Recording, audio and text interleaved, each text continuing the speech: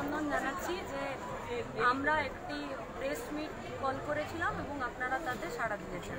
প্রথমবার নয়, আপনারা সহযোগিতা করেন।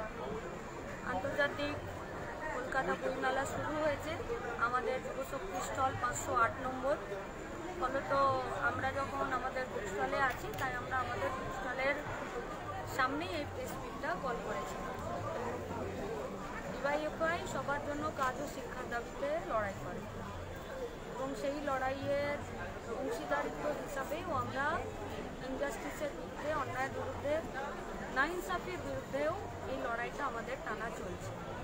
আপনাদেরকে মূলত নির্দিষ্ট কয়েকটি বিষয় আমরা আমাদের সংগঠনের পক্ষ থেকে জানাতে চাই। প্রথম আমরা জানাতে চাইছি যে আমাদের রাজ্য সম্মেলন 21, 22, 23 জুন 2025 সাল আমরা আমাদের রাজ্য সম্মেলন করব। এটা মুর্শিদাবাদে আমাদের এবারে রাজ্য সম্মেলন হচ্ছে। ডিওয়াইএফআইয়ের মেম্বারশিপ বছরের শেষে আমরা ক্লোজ করব। সারা বছর ধরে আমাদের সদস্য পদের কাজ চলে, সেই কাজ আমরা শেষ করেছি। এবারেও আমাদের সদস্য পদ বেড়েছে 51,000-এরও বেশি।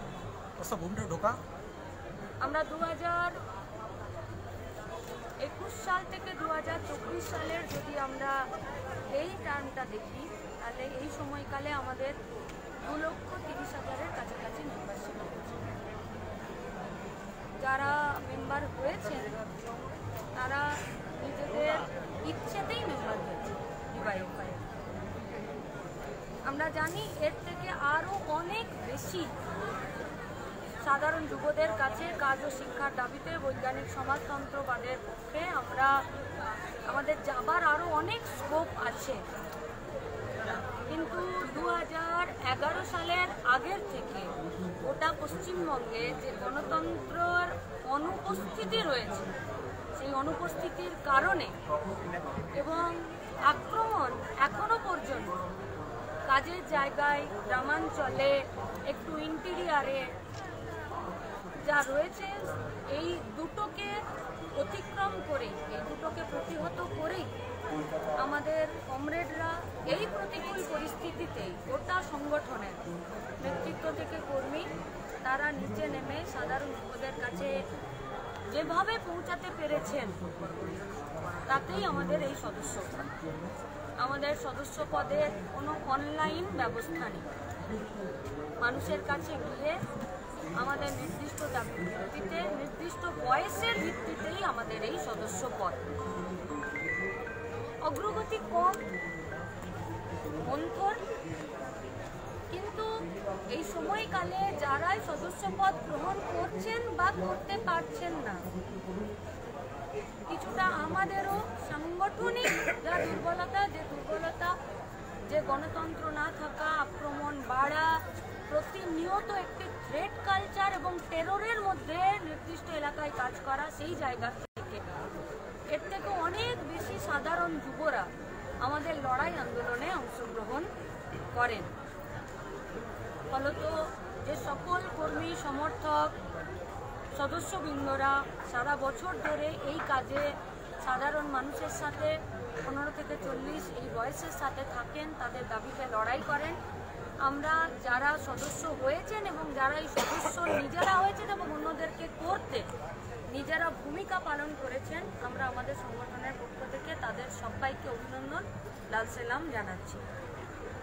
এর বাইরে আমাদের যে 2-3টে পলিটিক্যাল কথা, যে আরজি করের ইস্যুতে যা কোর্ট রায় দিল, তাতে এই প্রশাসনের প্রতি সাধারণ মানুষের ক্ষোভ আরও বেশি পুঞ্জীভূত হলো এবং আমরা এটা স্পষ্ট দেখতে পেলাম যে যখন শাসক স্বৈরাচারী হয়ে যায়, তখন তার নিজের একজন রাজ্য সরকারি কর্মচারীকে রাজ্য সরকারি অফিস বা হসপিটাল সেখানেই মেরে ফেলার পরেও, ধর্ষিতা হয়ে যাবার পরেও সে ন্যায় বিচার পায় না। উল্টে তার পরিবার, পরিজন, সন্তানহারা মা বাবা যখন এই বিচারের জন্য আকুল, আরতি এবং মেজাজ দেখান, তখন তাদেরকে অপমান করা হয়, তাদেরকেও থ্রেট করা হয়। আমরা তার প্রতিবাদ জানিয়ে বলেছি, আজকেও আপনাদের মাধ্যমে আমরা বলছি, যারা এই কাজ করছেন চরম অরাজনৈতিক। কারণ প্রশাসনিক চেয়ারে বসে কোনো একজন বিচার প্রার্থীকে কেউ এইভাবে তাকে শাসাতে পারে, ফলত চরম অমানবিক। একজন সন্তানারা মা বাবা যে তার মেয়েকে ডাক্তার করতে চেয়েছিলেন সমাজের স্বার্থে, একটি ব্রেনি স্টুডেন্ট, এমনিতেই পশ্চিমবঙ্গ থেকে ক্রিম ব্রেন প্রতিদিন বাইরে চলে যাচ্ছে, কারণ এখানে কাজের সুযোগ নেই। সেখানে যখন একটি ব্রেন এই পশ্চিমবঙ্গে কাজ করছিল, সেই মেয়েটিকে, সেই ডাক্তারটিকে তার সব থেকে সেফটির জায়গাতেই তার উপরে চরম পাশবিক নির্যাতন করে তাকে খুন করে দেওয়া হলো। আর সেই সন্তানারা মা বাবা যখন তার এই বিচারকে না মেনে নিতে পেরে তারা যখন প্রতিবাদ করছেন, তখন তাদের পক্ষে যা মনোভাব এবং মন্তব্য করা হচ্ছে তা চরম অমানবিক এবং এটি চরম অসভ্যতম মন্তব্য, চরম অসভ্যতম। কারণ যখন সরকার নির্বাচিত হয় তখন তার মূল কাজ হলো দায়িত্বশীল হওয়া, রেসপন্সিবল হওয়া, দায়িত্বের জায়গায় থেকে মানবিক হওয়া, নমনীয় হওয়া। এই গোটা বিষয়টিকে পায়ে জমা করে দিয়ে যেভাবে ওই পরিবারটির প্রতি তারা আচরণ করছেন এবং বিচার চাওয়াটাকে যারা আসলে পুত্র স্বার্থে রাজনীতি করতে এই বিষয়টাকে নেগলেক্ট করতে চাইছেন, এ গোটা পশ্চিমবঙ্গের শুধুমাত্র ডিওয়াইএফআই নয়, এ রাজ্যের সাধারণ মানুষ এর যোগ্য জবাব দেবে। 2, আরজি করের ইস্যুটা শুধুমাত্র একটি ডাক্তার মেয়েকে ধর্ষণ ও খুনের ঘটনা নয়, এটির পিছনে পাহাড় সমান দুর্নীতি আছে। প্রিন্সিপাল সন্দীপ ঘোষ, কলকাতার কমিশনারেট, স্বাস্থ্য দপ্তর, তার সচিব, এমনকি তার মন্ত্রী এবং ওখান থেকে শুরু করে ছানাপোনা সবাই মিলে এই যে দুর্নীতির পাহাড় গড়েছে, এই দুর্নীতির পাহাড়ের যে জ্বলন্ত শিখা, সেখানেই ওই মেয়েটিকে মরতে হয়েছে। আমরা মেদিনীপুরেও দেখলাম যে সেই জাল স্যালাইনের কথা। আমাদের কাছে এই ছবি পরিষ্কার যে একটি স্যালাইনের বোতলে ফাঙ্গাস ঘুরছে। আপনাদেরকে নিশ্চয়ই ছবি আমাদেরকে দেখাতে হবে না, আছে আপনাদের নিশ্চিতভাবে সবার কাছে আছে, আপনারা চাইলে আমরা দেখাতে পারি। দেখাবো কি না? আছে আপনাদের কাছে, আছে। তাহলে স্যালাইনে ফাঙ্গাস থাকছে, সাধারণ মানুষ। আচ্ছা, এই স্যালাইন কোথায় পাওয়া যাচ্ছে? সরকারি হসপিটালে। সরকারি হসপিটালে যে স্যালাইন ফ্রিতে পাওয়ার কথা এবং ফেয়ার প্রাইস শপে যে স্যালাইন 13 টাকায় পাওয়ার কথা, সেই স্যালাইন আজকে তার ম্যানুফ্যাকচারিং বন্ধ করা হলো, তাকে রিজিউম করা হলো। বাইরে থেকে ওইসব স্যালাইন চড়া দামে কিনতে হচ্ছে। তাহলে 2 টাকার টিকিট কেটে যে গরিব মানুষ সরকারি স্বাস্থ্য পরিষেবার উপর নির্ভরশীল, সেখানে এই যে প্রত্যেক দিনের প্রয়োজনীয় ন্যূনতম যে ওষুধটি, যার নাম স্যালাইন, তার জন্য যদি মানুষকে এত হয়রান হতে হয়, এর দায়িত্ব সরকারকে, স্বাস্থ্য দপ্তরকে নিতে হবে। 1.5 মাস 27টা দিন, ডিসেম্বরের 12 তারিখে ম্যানুফ্যাকচারিং বন্ধ করলো সেন্ট্রাল ড্রাগ কন্ট্রোলার, রাজ্যের ড্রাগ কন্ট্রোলার এবং কর্ণাটকা থেকে আসা স্বাস্থ্যের সঙ্গে জড়িত লোকজনরা। তারা এসে ইন্সপেকশন করলেন, ভুরি ভুরি অব্যবস্থা পাওয়া গেল, ভুরি ভুরি। যেখানে প্রচুর প্রচুর প্রচুর অব্যবস্থা ডাক্তারি টার্মে, মেডিকেল লাইনে। আমরা সেসব কথা আপনাদেরকে বলতে চাইছি না, পারবো না বলতে। শুধু এটুকু আমরা বুঝেছি যে কিনেছে এক উপাদান, ইনগ্রিডিয়েন্ট, তার স্টক রেজিস্টার মেনটেন করেছে। যখন বলছে আমি কি দিয়ে বানিয়েছি স্যালাইন, তখন দ্বিতীয় উপাদানের কথা বলছে। আর যখন স্যালাইনের গায়ে মনোগ্রাম লিখেছে, তখন তাতে 3 নম্বর উপাদানের কথা লিখেছে। কোনটা ঠিক? আমি যদি সহজ করে বলি, ধরে নিন একটা সবজি 3 ভাবে ঝাল হতে পারে। আপনি গোলমরিচ দিতে পারেন, আপনি লঙ্কা দিতে পারেন, এবং আমাদের রাজ্যের উত্তরের দিকে একটি চুই ঝাল বলে একটি গাছের ডালপালা শেকড়ের মতন পাওয়া যায়। 3টে দিলেই সবজি ঝাল হয়ে যায়। এরা পশ্চিমবঙ্গ ফার্মাসিউটিক্যাল যখন স্যালাইন বানানোর জন্য উপাদান, তখন বলছে আমি গোলমরিচ কিনেছি। যখন বলছে কি কি তোমার রেসিপি, তখন বললো আমি কাঁচা লঙ্কা দিয়েছি। আর যখন মনোগ্রাম লিখেছে তখন বলছে আমি চুই ঝাল দিয়েছি। What is the correct? কোনটা ঠিক? কাকে বোকা বানাচ্ছে?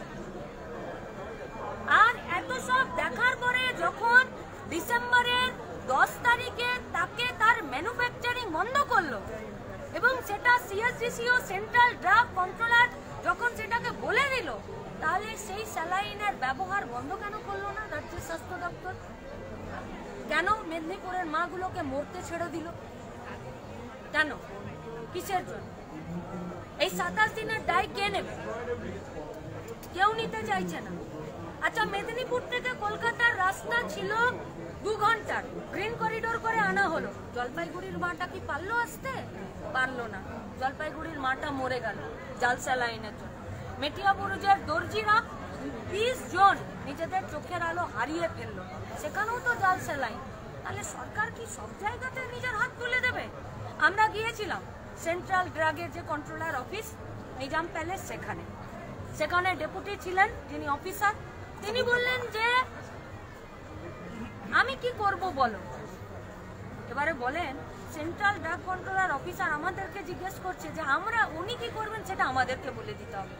6টা রিজিয়ন আছে আর 4টা ইন্সপেক্টরকে নিয়ে কাজ করছেন, তার মানে শূন্যপদ প্রচুর। রাজ্য সরকারি কোনো ওয়েবসাইটে কোনো ডেটা নেই ড্রাগ কন্ট্রোলার অফিসে কত শূন্যপদ আছে। 2018 লাস্ট দেখাচ্ছে, আর 2018 থেকে আমরা 2022 সাল পর্যন্ত ডিওয়াইএফআই পশ্চিমবঙ্গ রাজ্য কমিটি দুবার আরটিআই করেছি, সমস্ত রকম নিয়ম যা নীতি আছে তা যথাযথ পালন করে, কিন্তু কোনো পরিষ্কার স্বচ্ছ এবং সহজ উত্তর তাদের নেই। 2018 ওয়েবসাইটে পাওয়া যাচ্ছে যে মাত্র 2 জন কাজ করে, 88 জনের চাকরি ট্রাইব্যুনালে আটকে আছে। আর সেন্ট্রাল ড্রাগ হাউস বলছে যে আমার 6টা রিজিয়ন, আমাকে 4 জন ইন্সপেক্টর নিয়ে কাজ করতে হচ্ছে।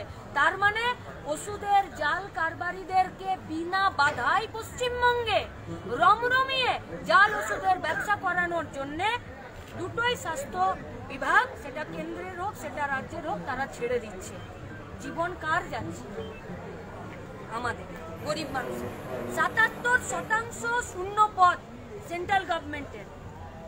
এইটা গোটা পশ্চিমবঙ্গের স্বাস্থ্য ব্যবস্থাতে প্রাইমারি হেলথ সেন্টার থেকে শুরু করে স্বাস্থ্য সচিবের দপ্তর পর্যন্ত শূন্য পদে গিজগিজ করছে। কোথাও স্থায়ী চাকরির জন্য সঠিক ক্রাইটেরিয়া মেনটেনে কোনো রিক্রুটমেন্ট নেই। আর তার থেকেও বড় বিষয় হলো আপনার কাছে কোনো ডেটা নেই, কোনো ডেটা নেই। কতজন চাকরি করতে চায়, কতজনের চাকরি হবার জায়গা আছে, কি ক্রাইটেরিয়ায় কত ভ্যাকেন্সি আছে, কিচ্ছু নেই। এরকম করে যাই হোক একটা রাজ্য চলতে পারে না। আমরা সেন্ট্রাল ড্রাগ হাউসে ডেপুটেশন দিয়েছি, সেই ডেপুটেশনে তারা আমাদেরকে যা বলছেন, আমরা বলেছিলাম যে আপনারা কোন কোন সংস্থা ইন্সপেকশন করলেন, কি পেলেন। কথা বলতে বলতে পশ্চিমবঙ্গ ফার্মাসিউটিক্যাল থেকে ফার্মা ইনফেকশন নাম বেরিয়ে গেল। তাহলে পশ্চিমবঙ্গ ফার্মাসিউটিক্যালকে রিজিউম করে ম্যানুফ্যাকচারিং বন্ধ করে যে ফার্মা ইম্পেক্স থেকে স্যালাইন ব্যবহার করতে দিলেন, কালকে বলছেন আমরা ওটারও ম্যানুফ্যাকচারিং বন্ধ করে দিলাম। প্রথমবার বোঝা গেল যে এরা রুটিন ইন্সপেকশন করে, রিপোর্ট আপলোড করে এবং খারাপ রিপোর্ট পেলে তবে আপলোড করে। 27টা মার্কেটিং কমপ্লেন এদের বিরুদ্ধে ছিল, 16টা এরা 14 আর 16টা মোট 16টা এরা স্যাম্পল ইন্সপেকশন করিয়েছে, আর 16টাকে গুড বুকে এরা রাইট চিহ্ন দিয়ে দিয়েছে। কি অথেন্টিকেশন আছে? বলছে এটা পাবলিক ডোমেনে দেওয়া যায় না। পাবলিকের জীবন পাবলিক ডোমেনে দেবেন না? আজকে পশ্চিমবঙ্গের বেশিরভাগ মানুষ সরকারি হসপিটাল থেকে বিতাড়িত হচ্ছে, প্রবঞ্চিত হচ্ছে, সেখানে হয়রানির শিকার হচ্ছে, এবং পশ্চিমবঙ্গের লক্ষ লক্ষ কোটি কোটি মানুষ প্রাইভেট হসপিটাল ডাক্তারদের উপরে নির্ভরশীল। ফলে যদি এটা শুধু সরকারি ডোমেনে থাকে, পাবলিকের জন্য না থাকে, তাহলে কোনো private nursing home, private clinic তারা আমাদেরকে কি স্যালাইন দিয়ে দেবে সেটা জানতে পারবো? তাহলে তো এটা গরিব মানুষের জীবন নিয়ে ছেলেখেলা করছে। আমরা বললাম যে তাহলে আপনারা কোনো অ্যাকশন নেবেন না, ওনারা বলছেন আমাদের কোনো অ্যাকশন নেবার জায়গা নেই। কিন্তু আমরা যা ল দেখলাম তাতে ওনারা যদি দেখেন যে কোনো একটা এই ধরনের কোম্পানি যে জাল ওষুধ বানাচ্ছে তাকে শাস্তি দিতে পারেন, কিন্তু তারা এখনো পর্যন্ত কোর্টে যাননি। আর মেদিনীপুরের জাল স্যালাইনের যে পূর্ণাঙ্গ রিপোর্ট সেও এলো না, মেটিয়াবুরুজের রিপোর্ট নেই, জলপাইগুড়িতে প্রসূতি মৃত্যুর রিপোর্ট নেই। আগামী দিনে অপেক্ষা করে থাকতে হবে পশ্চিমবঙ্গের মানুষকে যে আরও কবে কেউ মরবে, আরও কবে কেউ রাত দখল করবে সেদিনকার জন্য। সরকার কোনো দায়িত্ব নিতে চাইছে না। এর মূল কারণ হলো দায়িত্ব নিতে গেলে কর্মী নিয়োগ করতে হবে, কর্মী নেই। আমাদের তৃতীয় কথা, আপনারা শুনেছেন আরামবাগের স্কুলে, সরকারি স্কুলে গ্রুপ বিতে এনজিও রিক্রুট করে দিচ্ছে। এ হয় কোনোদিন? সরকারি স্কুলে তো এসএসসি নিয়োগ করবে, এসএসসির নিয়োগ আজকে হাইকোর্টে যেভাবে ঝুলছে তাতে যারা যোগ্য প্রার্থীরা তারা রাস্তায় দাঁড়িয়ে আছে, আর সেখানে একটি আরামবাগের স্কুলগুলোতে সেখানে এনজিও সরকারি স্কুলে নিয়োগ করে দিচ্ছে। কি করে হয়? ডিআই বলছেন যেটা স্কুল জানে, কেন আপনি জানবেন না? আপনার স্কুলে একটা এনজিও আপনার কর্মী রিক্রুট করে দেবে, আর তারা গুচ্ছের টাকা পয়সা ঘুষ দিয়েছে। তার মানে কি গোটা পশ্চিমবঙ্গে বেকারদের যন্ত্রণা তীব্র। সেই যন্ত্রণা থেকে মানুষ যেখানে যা কাজের সুযোগ পাচ্ছে সেই কাজের সুযোগে তারা সেখানে নিজেদের নাম লেখাতে বাধ্য হচ্ছে। হাজার হাজার টাকা ঘুষ দিয়েছে, ঘুষ দেবার পরে এনজিও থেকে একটি সরকারি স্কুলে রিক্রুট করে দিল, তারপরে তাদের বেতন নেই। যখন চিৎকার করছে তখন বোঝা গেল যে রিক্রুটমেন্ট সরকারি কাগজেই নেই। তাহলে সেই স্কুলের হসপিটাল, সেই স্কুলের হেডমাস্টার, সেই স্কুলের ম্যানেজিং কমিটি আজকে হুগলি ডিআই অফিসে ডিওয়াইএফআই সেখানে ডেপুটেশন দিয়েছে।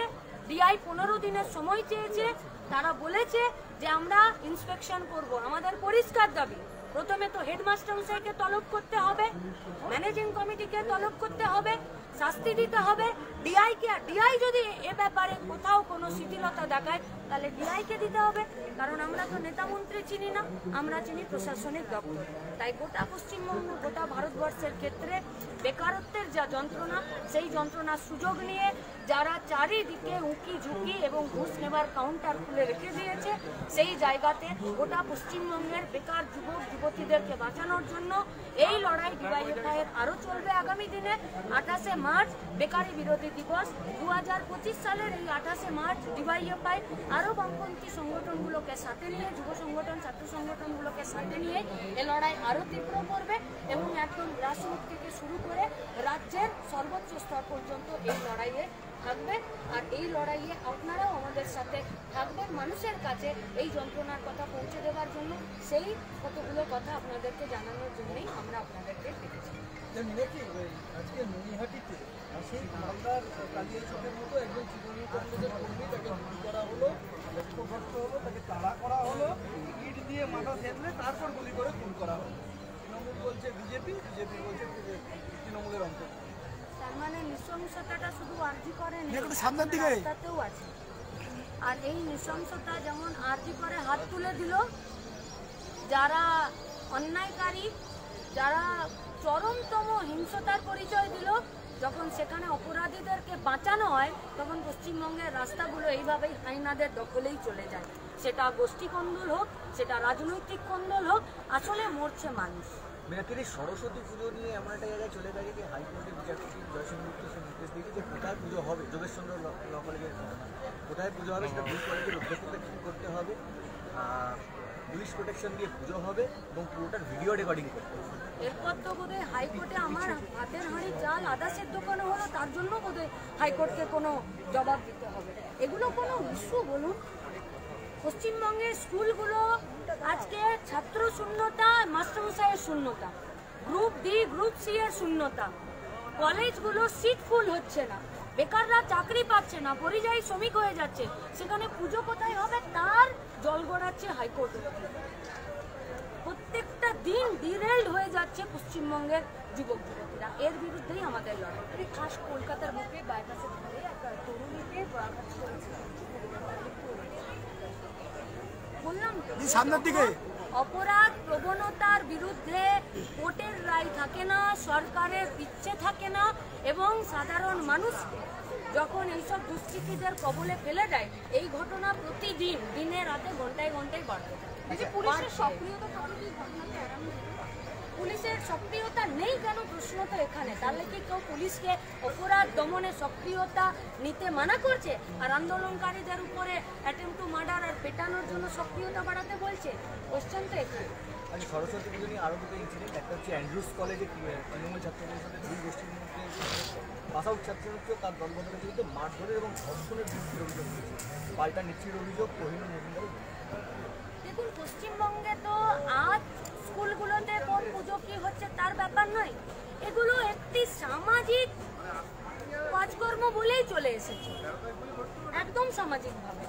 কেউ কোনোদিন এর বিরুদ্ধে এর পক্ষে হয়নি, কিন্তু আজকে পশ্চিমবঙ্গে আরএসএস এর শাখা বিস্তার, বিজেপির এখানে সব থেকে বেশি স্বেচ্ছাচারিতা এবং বিজেপির সংগঠনের বিস্তারের ফলে প্রত্যেক দিন কাজের প্রশ্ন, পেটে ভাতের প্রশ্ন, মাথায় ছাদের প্রশ্ন পিছনের সারিতে চলে যাচ্ছে, আর এই প্রশ্নগুলো আসছে এবং সরকার এইসব প্রশ্নগুলোতে তারা নিজেদেরকে ইনভলভ করতে সব থেকে বেশি উৎসাহী এবং ইন্টারেস্টেড ফিল করে, কারণ তারা চায় যে কাজের প্রশ্ন, পেটে ভাতের প্রশ্ন এগুলো পিছনের সারিতে চলে যাক, বাকি প্রশ্নগুলো সামনে চলে আসে। কালিয়াচকে যেটা হয়েছে সেটা তৃণমূলের গোষ্ঠীদ্বন্দ্ব এখনো পর্যন্ত পাওয়া গিয়েছিল। তো নৈহাটিতেও কি মনে হয় যে এটা শাসক দলের এই ঘটনা?